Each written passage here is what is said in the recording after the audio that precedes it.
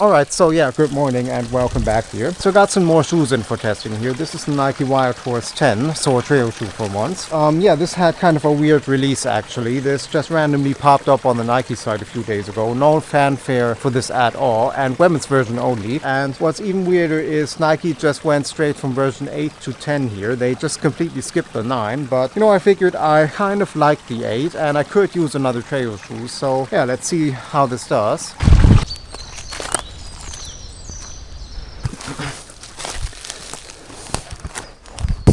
So yeah, just in terms of use case, this is definitely more of an easy run cruiser. You just notice immediately that the React X foam in this is, you know, reasonably cushioned, but there's no real energy return to this or anything like that. There's no bounce here. This is definitely a daily trainer. So I don't actually have too many specs on the shoe. There's basically nothing listed on the Nike website at all. So I don't know the stack height or even the lug depth, but I have put this on the scale and it comes in at 271 grams, which is actually 25 grams lighter than the last Wildhorse I had. And I think for a trail shoe that does have pretty substantial lugs, I think it's good weight actually.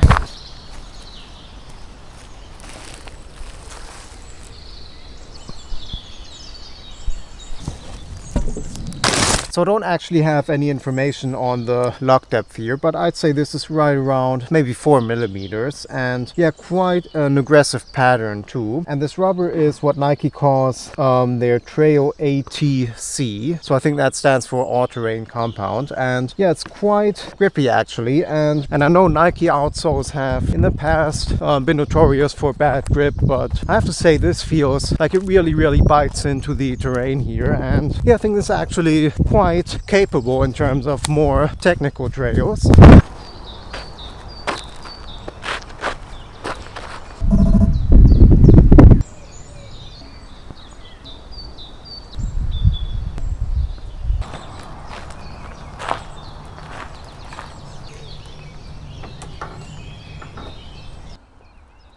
So this midsole here, this is React X, which is the same stuff we have in the Pegasus and most of the Vomero. I think this is actually quite a good foam for a trail shoe like this, as it feels like, you know, it is reasonably cushioned, but there's not a lot of compression to this or anything like that. It just feels like a foam that is very protective and quite dense underfoot. And yeah, like I said, there's no bounce to this, but the foam choice alone should tell you that this is not meant to be a fast shoe. This is meant to do your easy daily trail runs. And yeah, I think if this was a road shoe, I'd probably say it's a bit too firm. But for a trail shoe, where you're going on soft surfaces anyway, I don't think you really need like a max cushion shoe or anything like that. And I think having a bit of protection underfoot, and especially having this stability, is probably what's more important.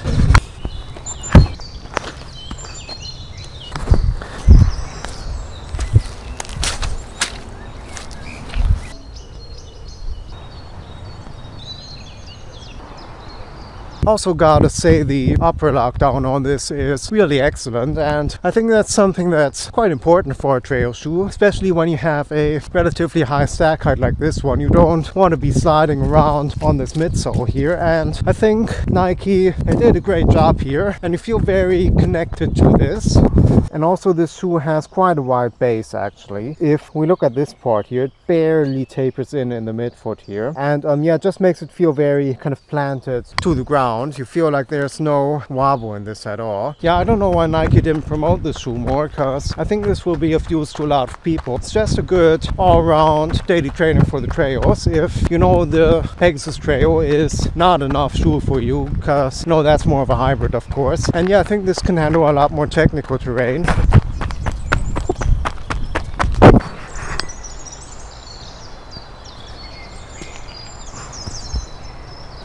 Yeah, what I quite like about this actually is this feels like a pretty classic Nike shoe. So there's not like exactly a whole lot of rocker or anything like that, and it is reasonably flexible as well. So it can feel like going uphill here. You can really kind of push off from your big toe, and yeah, it's maybe not the most modern geometry, but if you're used to shoes like the Pegasus, then you will feel very at home in this one.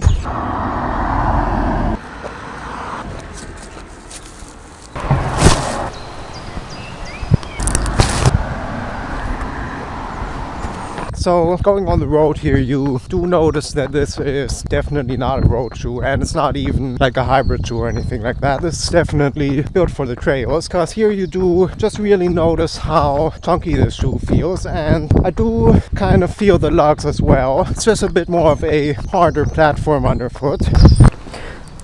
So yeah, this shoe is actually built quite rugged, and I mean, just look at the size of this toe bumper here. This is quite something, and plus a very substantial heel counter back here, and it actually has a rock plate as well, this pink material here under the outsole. So yeah, you are very protected here, and this is definitely a shoe that can go on some more technical trails. You know, this kind of terrain where something like the Pegasus Trail is just not quite doing it, and just not quite enough shoe underfoot. Yeah, honestly, I don't really have anything negative to say on this shoe. I mean, apart from this not being exactly a fun or exciting ride, but then again, this is not really made to be that, you know. It's essentially just your daily trainer for the trails, just something to get the job done, really. And I think it does that quite well, and it's actually reasonably affordable as well at only 150 euros, which puts it pretty much right around the Romero, so that's a fair price, I think, and you're getting a pretty rugged shoe here. So yeah, I really don't have anything to complain about here.